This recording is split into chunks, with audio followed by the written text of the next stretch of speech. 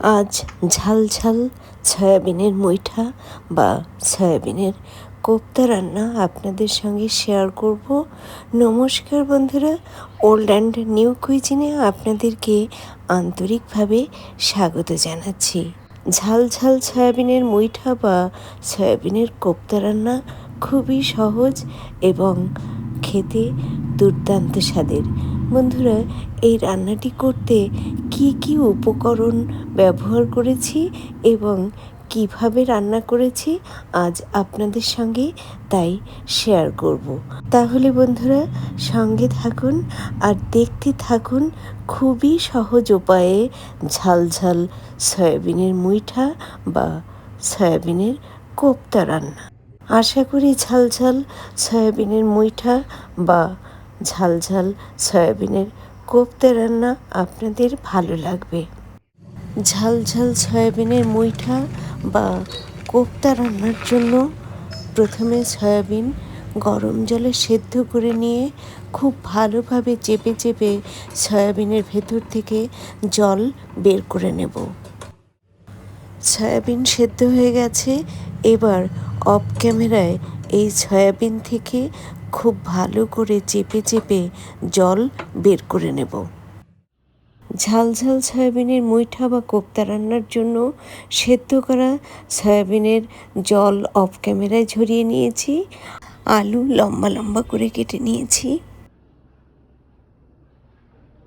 Tomato এমনভাবে great করে নিয়েছি যে এই টমেটোর মধ্যে একটুও খোসা নেই। পেঁয়াজ গ্রেট করে নিয়েছি, পেঁয়াজ মিহি করে কুচিয়ে নিয়েছি, আর পেঁয়াজ লম্বা লম্বা করে সাধারণভাবে কুচিয়ে নিয়েছি।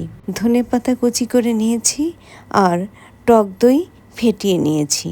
এই সব উপকরণ ছাড়াও ঝাল ঝাল সয়াবিনের মুইঠা বা কোপ্তা রান্নার জন্য আরও কিছু উপকরণ ব্যবহার করব। তো ঝাল ঝাল সয়াবিনের মুইঠা বা কোপ্তা রান্নার বিভিন্ন পর্যায়ে যখন যে উপকরণ ব্যবহার করব তখন আপনাদের সঙ্গে শেয়ার করব। ঝাল ঝাল সয়াবিনের মুইঠা বা কোপ্তা রান্নার জন্য এখন এই মিক্সচার গ্রাইন্ডারে সয়াবিন দিয়ে গ্রাইন্ড করে নেব।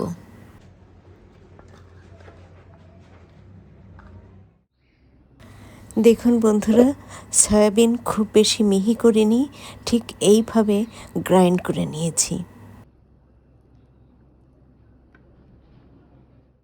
এখন গ্রাইন্ড করা সয়াবিন এই পাত্রে নিয়ে নিচ্ছি। এই সয়াবিনের মধ্যে এখন একে একে মিহি করে কুচানো পেঁয়াজ, আদা রসুনের পেস্ট, যেহেতু সয়াবিনের মুইঠা বা কোপ্তা রান্নার সময়ে লবণের ব্যবহার করব, তাই এর মধ্যে সামান্য পরিমাণ লবণ ব্যবহার করছি। দিচ্ছি জিরে গুঁড়ো, ধনে গুঁড়ো, ঝাল লঙ্কার গুঁড়ো। বন্ধুরা, এই ঝাল লঙ্কার গুঁড়োর পরিবর্তে আপনারা কাঁচা লঙ্কা কুচিও ব্যবহার করতে পারেন অথবা গোলমরিচের গুঁড়োও ব্যবহার করতে পারেন। হলুদ গুঁড়ো, কাশ্মীরি লঙ্কার গুঁড়ো,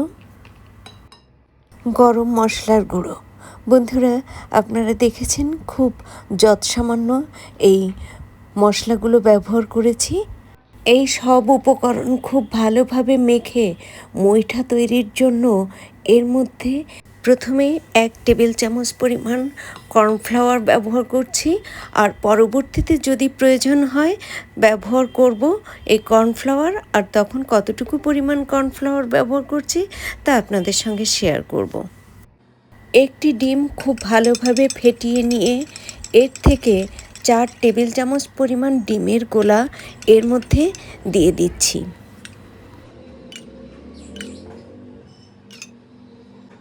এবার সব উপকরণ খুব ভালোভাবে মেখে নেব।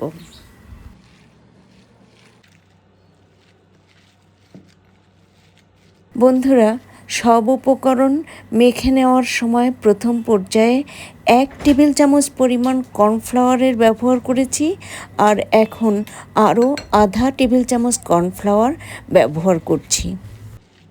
সব উপকরণ খুব ভালোভাবে মেখে নিয়েছি। এবার হাতের সাহায্যে মুইঠা বা কোপ্তা তৈরি করে নেব। বন্ধুরা, আপনারা আপনাদের পছন্দ মতো গোল, চ্যাপ্টা অথবা লম্বা আকারের মুইঠা বা কোপ্তা তৈরি করে নিতে পারেন। আমি ঠিক এই রকম লম্বাটে ধরনের মুইঠা বা কোপ্তা তৈরি করে নিচ্ছি। বন্ধুরা, একটি মুইঠা বা কোপ্তা তৈরি করে নিয়েছি।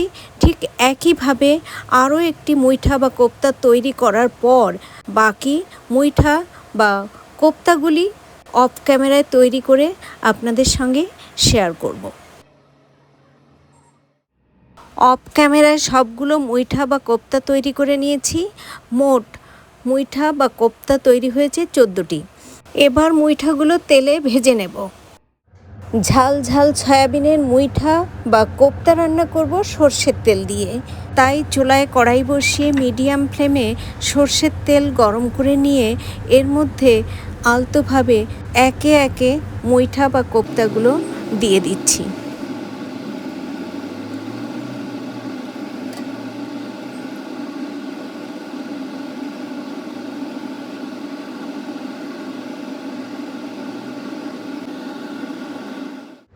সয়াবিনের মুইঠা বা কোপ্তাগুলোর এক পাশ ভাজা হয়ে গেছে। এবার একটু সাবধানতা অবলম্বন করে ছোট্ট একটা চামচের সাহায্যে ধীরে ধীরে এই মুইঠা বা কোপ্তাগুলো উল্টে দিচ্ছি আর এক পাশ ভেজে নেওয়ার জন্য।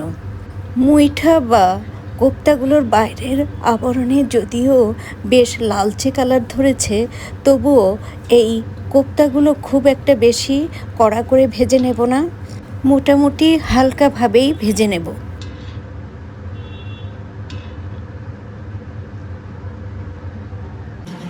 সয়াবিনের মুইঠা বা কোপ্তাগুলো হালকাভাবে ভেজে নিয়েছি। এবার কড়াই থেকে তুলে অন্য একটি পাত্রে রেখে দিচ্ছি।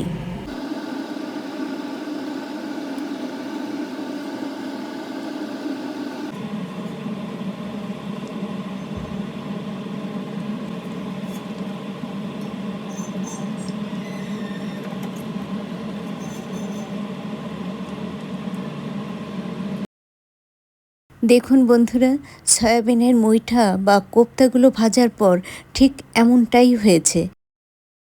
মুইঠা বা কোপ্তাগুলো ভেজে নেওয়ার পর কড়াইতে যে অবশিষ্ট তেল রয়েছে, এই তেল থেকে সয়াবিনের মুইঠা বা কোপ্তাগুলো রান্নার জন্য পরিমাণ মতো তেল কড়াইতে রেখে বাড়তি তেল অন্য একটি পাত্রে তুলে রাখছি।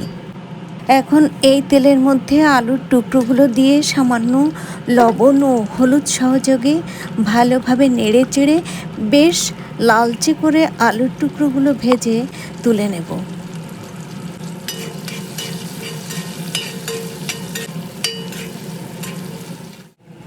আলুর টুকরোগুলো লালচে করে ভেজে নিয়ে এবার কড়াই থেকে অন্য একটি পাত্রে তুলে নিচ্ছি।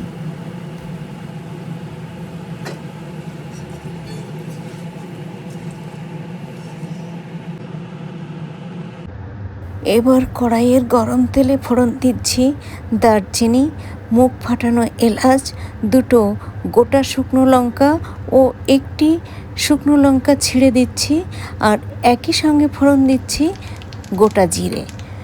ফোড়নে ব্যবহার করা জিরে চটপট করে ফুটে শেষ হতেই এর মধ্যে দিয়ে দিচ্ছি পেঁয়াজ কুচি।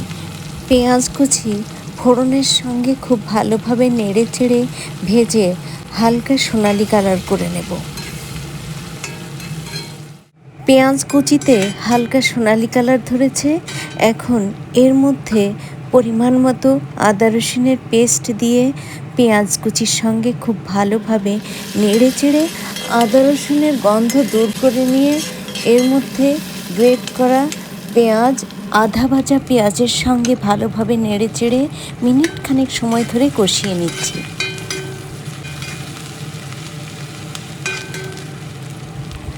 এখন এর মধ্যে একে একে দিচ্ছি গ্রেট করা টমেটো,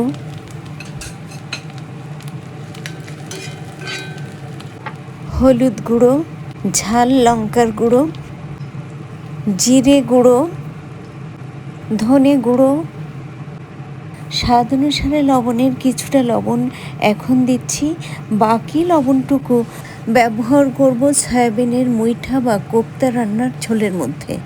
স্বাদের ব্যালেন্সের জন্য দিচ্ছি সামান্য চিনি। এবার এর মধ্যে সামান্য জল দিয়ে সব উপকরণ খুব ভালোভাবে নেড়ে চেড়ে চুলার ফ্লেম লো টু মিডিয়ামে রেখে ঢেকে এমনভাবে কষিয়ে নেব যেন সবেমাত্র মশলার ওপর তেল ভেসে ওঠে। বন্ধুরা, হঠাৎ মনে হলো এর মধ্যে একটু রঙের জন্য কাশ্মীরি লঙ্কার গুঁড়ো ব্যবহার করি।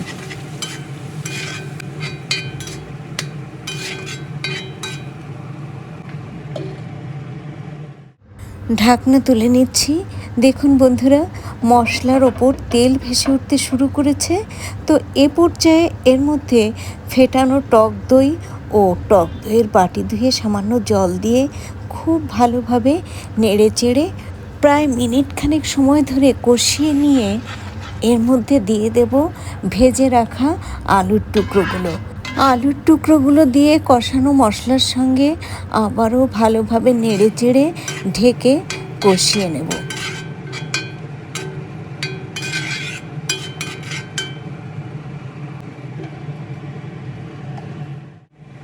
প্রায় মিনিট চারেক সময় ধরে ঢেকে কষিয়ে নেওয়ার পর ঢাকনা তুলে নিয়ে আবারও ভালোভাবে মশলার সঙ্গে আলু নেড়ে চেড়ে মিনিটখানেক সময় ধরে কষিয়ে নিচ্ছি এবং এই সময়ে একবার চেক করে নিচ্ছি যে আলু কতটুকু সেদ্ধ হয়েছে।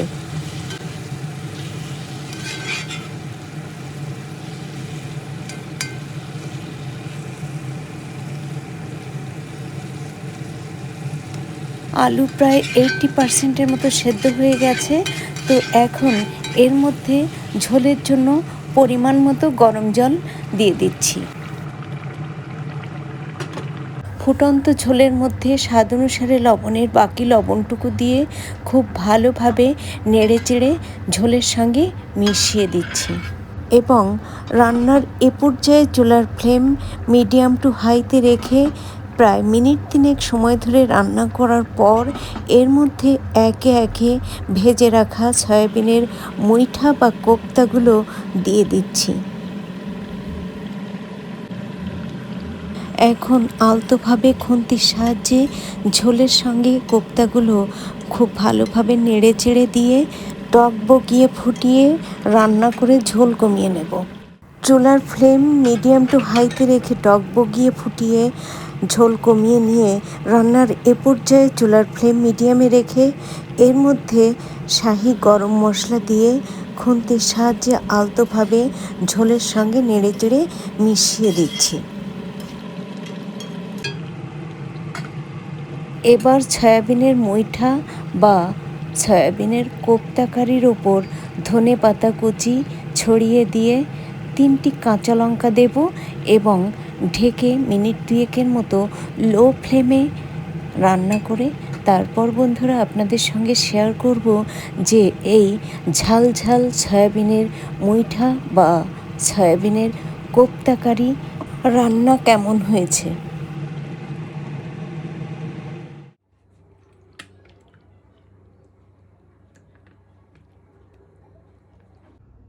ঝাল ঝাল সয়াবিনের মুইঠা বা সয়াবিনের কোপ্তা কারি আপনাদের সঙ্গে শেয়ার করলাম।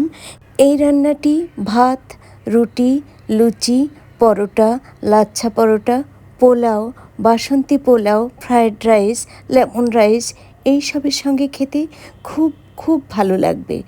আজ এ পর্যন্তই। এতক্ষণ ধরে আমার যে সকল প্রিয় বন্ধু আমার পাশে থেকে অতি ধৈর্য সহকারে এই ঝাল ঝাল সয়াবিনের মুইঠা বা কোপ্তা কারি রান্না দেখলেন বা ভবিষ্যতে যে সকল বন্ধু দেখবেন তাদের প্রত্যেককে অসংখ্য অসংখ্য ধন্যবাদ। ভালো থাকুন, সুস্থ থাকুন। আবারও দেখা হবে পরবর্তীতে কোনো না কোনো ভিডিওর সঙ্গে।